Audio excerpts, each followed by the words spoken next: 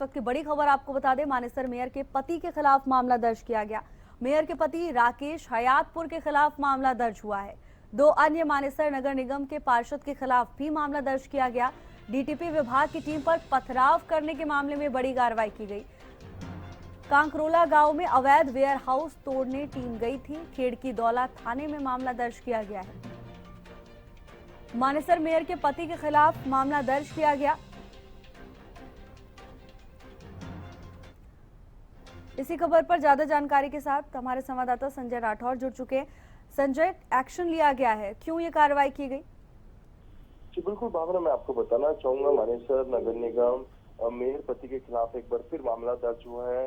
Mayor पति राकेश हयातपुर के खिलाफ ये मामला दर्ज हुआ है। उनके साथ दो अन्य पार्षद और अन्य लोगों के खिलाफ ये मामला दर्ज हुआ है। जब डीटीपी विभाग की टीम काकरोला गांव में अवैध वेयर हाउस को तोड़ने के लिए पहुंची थी, तो डीटीपी विभाग के ऊपर हमला किया गया था, जिसमें जेसीबी के साथ तोड़फोड़ की गई थी और साथ ही साथ जो जेसीबी ड्राइवर था उसको गंभीर चोटें आई थी, जो कि उपचाराधीन है। और इस पूरे मामले के मद्देनजर रखते हुए गुरुग्राम पुलिस ने मामला दर्ज किया। डीटीपी विभाग के द्वारा शिकायत दी गई थी। गुरुग्राम के खेड़की दौला में मामला दर्ज हुआ है। वैसे में कहीं ना कहीं गुरुग्राम पुलिस की टीम गठित कर दी गई और जो आरोपी है उनकी कहीं ना कहीं धरपकड़ के लिए प्रयास किए जा रहे हैं, क्योंकि ये पहली बार नहीं है जब मेयर पति के खिलाफ ये मामला दर्ज हुआ। इससे पहले कहीं ना कहीं वो विवादों से घिरे रहे हैं, अन्य मामले पहले भी दर्ज है और ऐसे में कहीं ना कहीं ये मामला दर्ज होने के बाद एक बार फिर कहीं ना कहीं मेयर पति के ऊपर बड़े सवालिया निशान खड़े होते हैं। और क्योंकि गुरुग्राम नगर निगम की बात करें तो नगर निगम चुनाव कहीं ना कहीं निर्दलीय तौर पर जो मानेसर में नगर निगम की मेयर है उन्होंने चुनाव जीता और उससे पहले भी कहीं ना कहीं नगर निगम मानेसर मेयर पति के खिलाफ मामले दर्ज रहे हैं और एक नया मामला अब दर्ज हुआ। अब गुरुग्राम पुलिस इस पूरे मामले की तफ्तीश कर रही है और डीटीपी विभाग के द्वारा ये शिकायत दी गई है। जब डीटीपी विभाग के अधिकारी और कर्मचारी अवैध रूप से बने हुए वेयर हाउस को तोड़ने के लिए वहां गई थी और उसी दौरान डीटीपी विभाग की टीम के ऊपर हमला किया जाता है, जिसमें पूरी जेसीबी तोड़ दी जाती है और उसके साथ साथ जेसीबी ड्राइवर को भी गंभीर चोटें आई हैं, जो कि उपचार के लिए अस्पताल में भर्ती किया गया है। बिल्कुल बिल्कुल संजय, दो अन्य लोगों के खिलाफ भी मामला दर्ज किया गया है। लेकिन संजय, जिस तरह से मेयर के पति की संलिप्तता इसमें सामने आई है, ऐसे में अब सियासत भी गर्मा सकती है।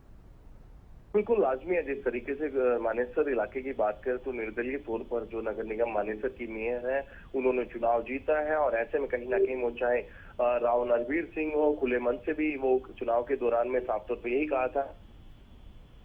गुरुग्राम की नगर निगम मानेसर की बात करें तो कहीं ना कहीं वो कमान किसी जो है गैंगस्टर के हाथ में जाएगी, उससे अच्छा है कि वो अपने प्रत्याशियों को जिताए। लेकिन फिर भी कहीं ना कहीं निर्दलीय तौर पर राकेश हयातपुरी की जो पत्नी है उसने वो चुनाव जीता और कहीं ना कहीं एक बार फिर मामला दर्ज होने के बाद सियासत जरूर कहीं ना कहीं अब गर्माती हुई नजर आएगी। हो सकता है कि कल सुबह कहीं ना कहीं जो बीजेपी के तमाम दिग्गज नेता है या कैबिनेट मंत्री हैं वो एक प्रेस वार्ता कर या फिर कहीं ना कहीं एक रोष व्यक्त कर इस पूरे मामले को कहीं ना कहीं टूल भी देते हुए नजर आ सकते हैं। लेकिन ऐसे में ये मामला दर्ज होना कहीं ना कहीं एक बड़ा सवाल निशान जरूर खड़ा होता है। जिस तरीके से चुनावी दौरान में हरियाणा के पूर्व मुख्यमंत्री माफ कीजिएगा केंद्रीय मंत्री मनोहर लाल खट्टर ने भी खुले मन से साफ तौर पर यही कहा था कि जो निर्दलीय प्रत्याशी हैं उनके जो पति हैं वो कहीं ना कहीं गैंगस्टर है और ऐसे में कहीं ना कहीं ऐसे लोगों को जिताना कहीं ना कहीं नगर निगम मानेसर के लिए खतरा हो सकता है। और ऐसे में ये एफआईआर दर्ज हुई है तो इससे साफ तौर पे जाहिर है कहीं ना कहीं